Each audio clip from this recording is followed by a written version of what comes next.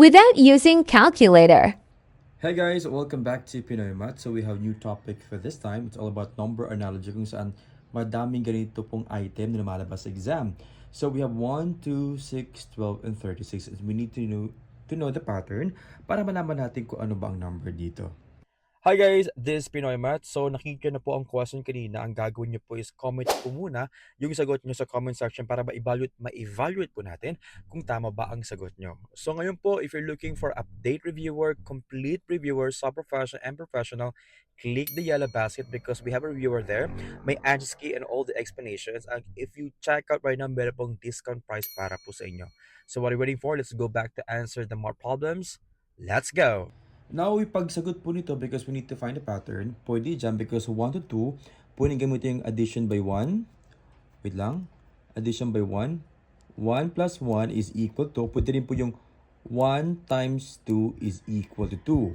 So, hinahanapan natin ng pattern kung tama ba yung addition or multiplication.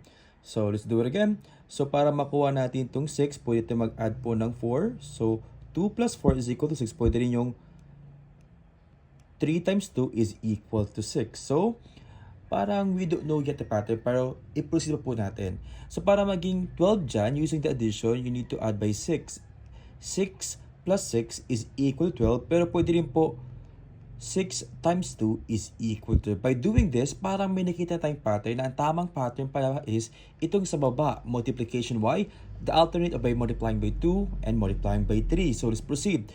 Itong 12 naman po, para maging thirds, i-multiply natin by 3. Tingnan po, 2, 3, 2, 3, because 12 times 3 is equal to 36.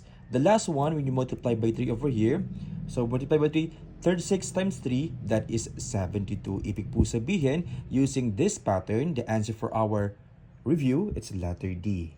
Ayan, congratulations po sa nakuha ng tamang sagot sa mga na-comment ng answer before ako sumagot po nito. God bless and good luck for examination.